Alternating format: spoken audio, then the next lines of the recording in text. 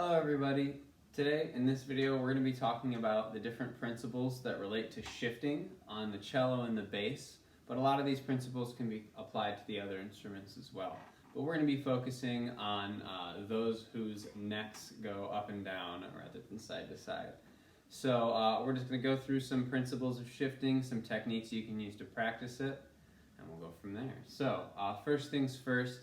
Anytime you're shifting, you're going out of your normal first position, your comfortable first position hand shape, but the thing you want to remember is that hand shape, that fundamental hand shape that we set up when you learn your instrument, that stays exactly the same the whole time. So no matter where you're shifting to, whether it be half position or all the way up down the neck, you always want to keep that spacing and that round finger using the fingertips. Those are all things that you want to stay consistent with.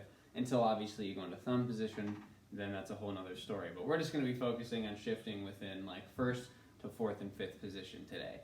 So first things first, when you're shifting, not only do you want to make sure that hand position stays the same, but you want to make sure you keep contact with the strings and the back of the neck. Some people when they shift, they like to take their fingers up and then plop them down afterwards, but that makes a break in the sound. If I were to shift from first finger up to first finger and take my finger off the string, you'd get this.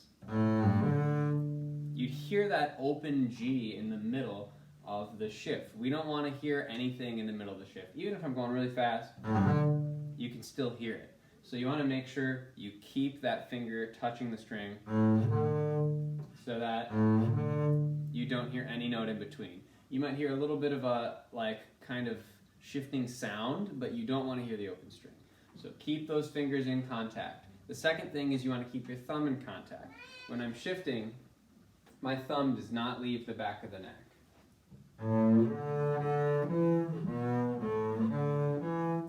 You don't want that to pick up and kind of move along as well. You want to make sure everything's grounded. Keep the thumb on there, keep the string on there, but the thing that you do have to change is the pressure. You're not going to be pushing down as hard. Obviously, you're going to release the pressure on the string so that your hand position can move. If you're really tight and gripped, it's going to be a lot harder to shift. So keep the finger in contact, keep the thumb in contact, but release the pressure, then you shift. You want to keep your hand position nice and steady. You want to keep your spacing pretty much the same. It will get a little bit smaller as you shift up. Your first position distance between 1 and 4, and cello, same thing, between 1 and 4, that does get a tiny bit smaller as you shift higher onto the instrument. So that's something you do have to keep in mind when you're listening for tuning. But those are the physical things you need to pay attention to. Thumb, finger, and pressure, and hand shape. Now, in terms of the actual shift itself, there are two big things you want to keep in mind. One is the pitches. What pitch are you starting on? What pitch are you shifting to? And the other thing is what fingers, obviously. What fingers you're using for the first pitch and for the pitch that you're going to. We're going to call the pitch that we're headed towards, after the shift, that's the target note. So let's say I am on a bass, I'm on my G string, so my first finger would be on A. Let's say I want to shift up to my first finger on high D. That would mean my starting note is A and my target note is D. The other thing is the finger. I said I'm going first finger to first finger. That would mean my target finger is 1 and my starting finger is 1. A shift like that is really simple. All you're going to do is you're just going to slide up, keep your thumb on the back, keep your finger on the string. You're just going to slide up from that original note to the target note. And you're at I would use a tuner for any kind of shifting practice so you know you're in tune. And you just want to practice slowly with a slide at first.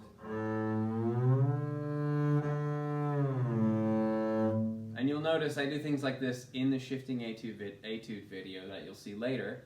But you always want to hear that slide so you can get your ears used to hearing when you arrive at the pitch and when you need to stop shifting. Now, things get a little tricky when your target finger doesn't match your starting finger. I went from 1 to 1, but let's say I'm going from 1 to 4. My first note is still A, my target note is still D, but instead of first finger D, I want to do fourth finger high D. And so that would be third position, which is really common for basses. Going from here to third position, we shift like that all the time, especially for a high D.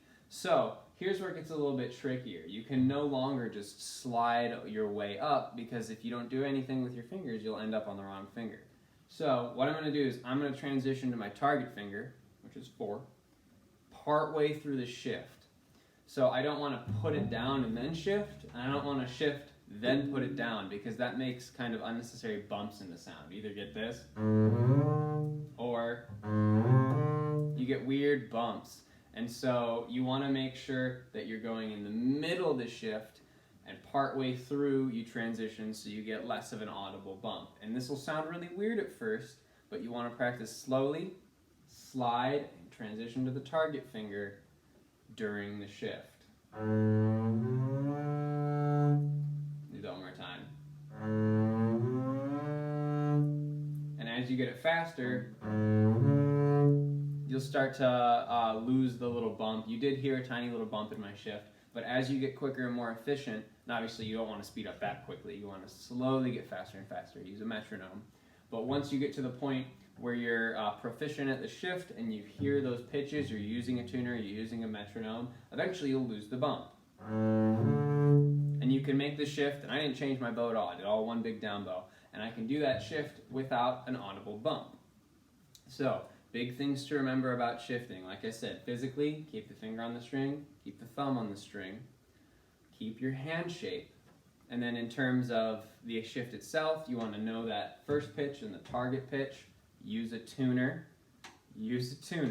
and you want to know whatever the first pitch is and whatever your target finger is. Let's do one last shift. Let's say I'm going from F sharp on the D string, and I want to shift to first finger A.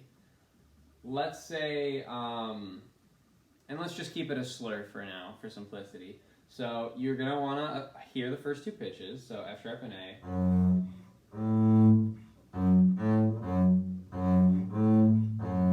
Once you've got those pitches in your ear, now it's time to make sure we've got our target finger. So our target finger is going to be first finger. Again, you don't want to change the first finger, then shift, and you don't want to shift, then change the first finger. You want to change the first finger while you shift to keep it smooth. So I'm going to go slowly. And that was pretty accurate. Let me try it one more time. So I'm transitioning the first finger as I shift. And when we get it quicker, can't hear any kind of bump at all. So in the middle, I pick up my pinky and I transition, because my target finger is first finger. I transition to first finger while I slide. And if you listen carefully, you do kind of hear the pitch go back. When my pinky does come off the string, you do hear the pitch go down. But when you're shifting really efficiently, you don't hear that during the shift. So make sure you know your first note and your target note. Make sure you know the whatever finger you're using and your target finger. Go slowly, transition in between, use a tuner so you know where you're going, and make sure your thumb's on the neck, your fingers are on the string, and your hand shape is staying the same. And you will get those shifts over time. It will be a lot of work getting shifting to be accurate. Takes a lot of slow back and forth to develop muscle memory. Once your muscles remember how third position feels, you'll know how to get to third position without looking at the strings, because your muscles will know, this is the distance I've practiced over and over, I know when to stop. The only reason I can shift from, A to D fairly accurately is because I've gone slowly and done it over and over for years, and so my muscles understand that this distance that I'm going right now is the correct distance. So let me know if you have any questions. You can post them as a comment to this video. You can send them to me on Google. Do what you will, but hopefully this was a little bit helpful with practicing shifts, and good luck to you on the shifting etude.